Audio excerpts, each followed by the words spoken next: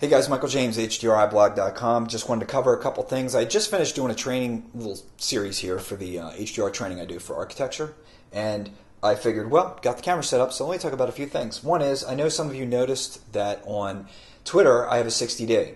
So I've been using this, it's been tremendous. The articulating LCD has been unbelievable because I've been able to take this thing and pin it into corners, and it's been great because I also have the Sigma 8 to 16 millimeter that I bought for it. So that's like equivalent to almost 12 to 24 millimeters. I know it's slightly different because it's 8 to 16 times 1.6 crop factor. But the reality is it's still wider than the 14 to 24 I have for the Nikon D3. And because of the LCD being articulating and I can move it around, I can pin this a little bit further up against the wall on a tripod, and I can actually pin it into corners, more so than I can get the D3. So I've been able to move it back a little bit further in tight rooms, and I've got the extra width. So it's been awesome. And one of the reasons that makes a big difference for me is because I shoot a lot for just realtors in addition to shooting for builders, etc. So for realtors, the challenge is that MLS is 640 by 480, and no one wants to see the image squished, which means that every single frame I have to take a little off of each side, or all of one side, to get it to 640 by 480. So by having this extra width of the 8 to 16, going all the way out to 8, which is like a little bit more than 12, as long as it's not a room that distorts tremendously, the worst distortion is generally on the ends anyway, and I get to crop those off for the real estate shot. It's been great. It's been awesome. Also be able to catch some video clips has been, really good and very interesting. So in addition to like the regular shoots, I've gotten a couple of YouTube clips here and there for some folks and been able to charge a little bit extra in some cases. So it's been great. Awesome. Love it. The 8 to 16 I definitely will end up getting as a lens when the Sigma SD1 comes out, because I'm still a Fovean aficionado. So some of you have been like, what's the big deal with the SD14? Now I will say that for interiors and tungsten, the SD14 is not the camera to get. But for outdoors, for me personally, I've had it since 2007.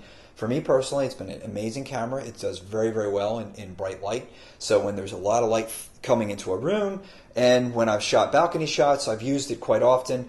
The file sizes are smaller, but the image quality is amazing. And I've just been amazed by that camera. I bought it when I bought the 5D. So I used to shoot with a 16 to 35, the L series, with the 5D, and I also shot with the Sigma SD14 with its 10 to 20. So I shot with those, side by side, and I couldn't believe how much dynamic range there was in the Sigma SD14. It's getting a little old now, 3.5 years. I have not tested the SD15, thanks to BP. I never bought the SD15, didn't have the money for it. So I really can't say if the dynamic range is exactly the same. I know they made some changes to the chip itself. I would imagine it's about the same. I know they changed and altered some of the colors that needed to be changed, but I really can't say otherwise. I'm really looking forward to the SD1. But that's next year. So let me also comment on the 60D. Hate the 3AEB. So we're back to the whole 3AEB thing sucks. And it does, because when you've got a lot of dynamic range to capture and you've got to touch the camera more than once, that's a challenge. Now you may have noticed recently that Canon came out with a release that said if you have a 7D or a 5D Mark II and you want to pay an extra $100 and some to put a locking switch on the dial, you can send your camera in, we will. That to me says that this locking mechanism that they have on the 60D is going to probably end up on future cameras. That's bad for guys who are using the Canon hack for bracketing. And I say Canon hack, but all it is basically is they have custom functions on these dials. So the C1, C2, C3, what you can do is, like, let's say you shoot a 3 AEB, plus or minus 2. Then you want the extra frames. You're trying to get a little extra out of your Canon. So what you can do is you can set up your custom function to have, let's say, exposure compensation down by 1. Everything else is the same, but exposure compensation is under by 1. So you fire a regular 3AEB, turn the dial to the C, and then fire another 3AEB. So you'll end up with 2 sequences that ultimately give you 6 frames spaced 1 EV apart. So you end up with a tighter sequence, but you gain 1 EV in one direction. If you have a Canon that has extra, like C1, C2, C3, you can actually tweak it a little further so you can end up touching the camera twice and getting a 9 AEB.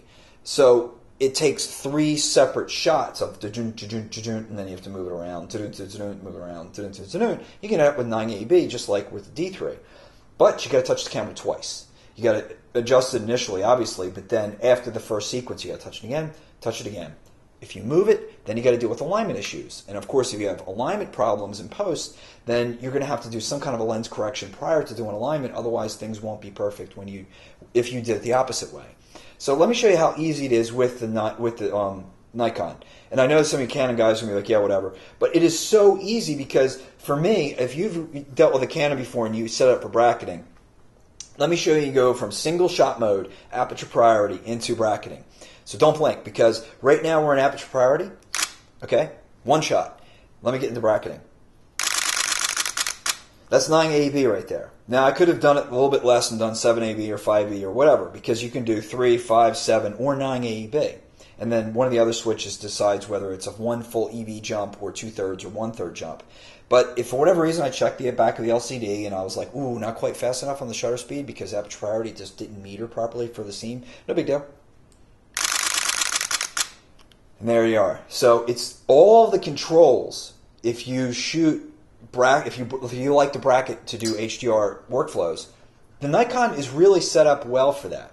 I know it's a little bit different on like a D300. I'm talking in specifics of like the D700 and the D3 and the D3S, the D3X. All of them are set up where it is so easy to bracket. This is the reason why I've been like, oh, Canon, please. Now I know with the 1D and the 1DS you have even more bracketing capabilities because you can actually do a 780p plus or minus, I think it's up to 3. So you could do like a 780p with 3 steps between, which is ridiculous. I mean, that's like, even wider than you would ever need. But it's nice the fact that on a Canon, if you needed, especially for visual effects where the really tight stops aren't as dramatic and as important, you could do on a 1D or 1DS a 780p with 2 steps between, and now you're going beyond what I can do with the D3 in camera. So it's a nice feature. I wish Canon would just trickle that down, because with Nikon for $1,400 and up, you get 980p. With Canon, you got to spend the $5,000 or $8,000 to get to those AEB functions I just described for the 1D and the 1DS bodies. Otherwise, you only get 3. And yes, they have included this new thing where like the 60D and the 7D can do 3 AEB plus or minus 3.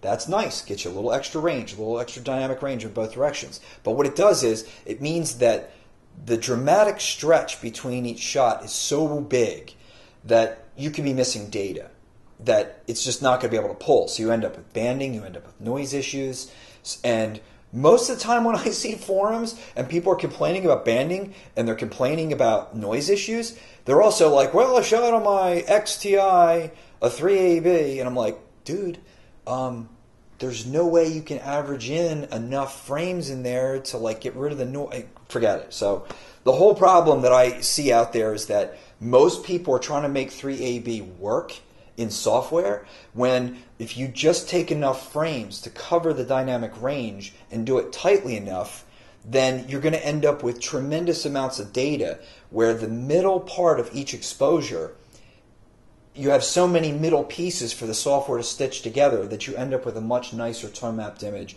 in post. So I think I'll stop right here. What I'm going to do in the future is, as I do these videos for my students, I'll just talk about a few things that I can't really cover quickly and easily on the blog. So from this perspective, I just talked a little bit about the 9AEB versus the 3AEB, and unfortunately this dial issue with Canon looks like it's going to be something that's going to stick in the future. So things like the promote control, which take a camera's many Nikons, many Canons, compatible. It is compatible with the 60D, so it's been nice because I had the promote control for the D3 for those really big scenes the D3 can't even bracket for. And now I can use the promote control with the 60D. The only thing I don't like about the promote control is that it's another thing to have to carry around. It's another thing to have to attach to the tripod.